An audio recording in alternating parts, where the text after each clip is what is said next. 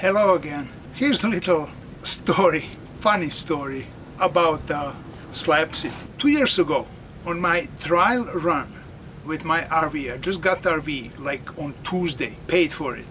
Went Wednesday, registered it at DMV, and then Thursday I left actually and went to Quartzsite. That was my first trip, a test run to see how's that RV living, how's that life. And I had small video. I stayed in Lake Havasu, went down to Quartzsite to RTR, left RTR, and on the way from Quartzsite to Palm Springs, stopped at Slab City.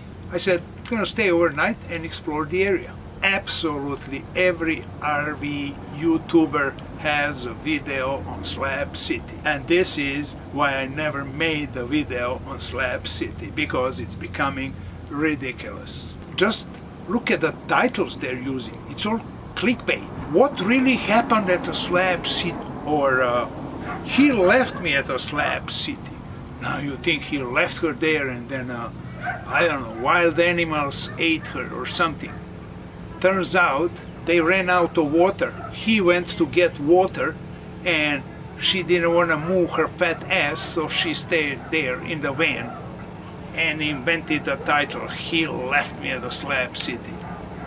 All videos are like that. If they don't have some clickbait title and the blonde girl on a cover page, then it's something like the free last frontier or the last free city in United States. Actually, Slab City is not a city. There's no streets, there's no structure, there's no mayor. It's just a road that military was using, and now along that road there are old crummy trailers inhabited by a bunch of crackheads and pot growers. That's all. Mentally disabled people living there is really not the last frontier of freedom in this country. It's ridiculous. Well, but what really happened to me in Slab City is funny. I have to tell you, now, after 2 years, this was January 2019. So we're driving and I parked in front of that, what it's called, Salvation Mountain, Magic Mountain, all that painted stuff with the cross. But they freshly repainted it. Some guy made that in like 86 or whenever he painted that, and since then people that are living around, those crazies, they repainting it so often, collect even donations for paint and stuff. So it was repainted, we couldn't go up on it, but basically I stopped there because there's a significant object and I'm gonna wait there for a friend that's coming. So I stopped, I parked just off the road on a dirt, and I looked on the left side. There's several, like maybe 6-7 old trailers formed like U-shaped, and it's like little community. They even have a fence and a big gate. On the right hand side, just like maybe 100 feet, there's another old small trailer with some kind of fence around it. So I'm standing there and looking, and at that moment some guy comes out of the trailer with 2 dogs. You know, some of those small dogs that are barking like crazy, you know, with that pitch sound that trip your ears, those tiny dogs. So dogs are barking, and I hear a guy mumbling something like, he parked there, he cannot park there, that's my land, I came here first 2 years ago, nobody can park there. So I'm looking, I said, he's talking about me.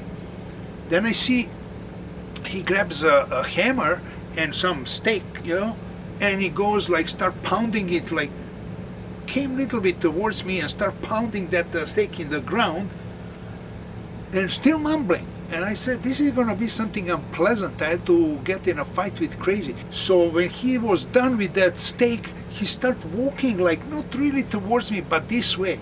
So I decided to act friendly. So I go, hey, hello, how are you? It was about 7 in the evening, it was getting dark. And he actually came with that hammer. So I'm standing there ready to jump any moment, and we start talking. Turns out his name is Bill. Big hair, big beard, like a caveman. Didn't have haircut probably 7 years. So we're talking, and I said, well, I'm staying only one night. Is this okay to park here? Should I go somewhere? Then he tells me, oh, don't go down there. They're all crooks. They're stealing. I live there, and then I moved 2 years ago here because everybody steals and they're bad people and stuff. I said, okay, I'll stay here. We keep talking, and I asked him about that. When he came there, you know, those 2 years, what is he doing there? And he said, now, this is the punchline of this video. This is the why I made this. He points to a ground, and there's nothing there. And then he said, I'm building here a war memorial for the veterans of all armies around the world. For absolutely every side. I don't care who you fought for. I'm building memorial for you, for veterans of all armies. There's still nothing there, but okay. I said, oh, that's the good idea, you know, like. So I said, but that's gonna be expensive project. And he said, well, people are donating, so I have some donations, and I said, really? You have donations, collecting donations? He said, yeah, I already have somebody donated $4 and a pack of cigarettes, and I keep them in a special box. $4 and a pack of cigarettes. We talked a little more. I couldn't stop laughing inside. He left, my friend came, we started making dinner, and it got dark really fast. So suddenly I'm chopping some onions, I remember, somebody knocks on the door. So we open, it's the guys from that community on the left side.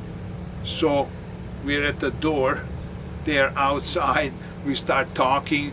They kind of wanted to see who's there, are we new people, whatever, you know, so we're talking.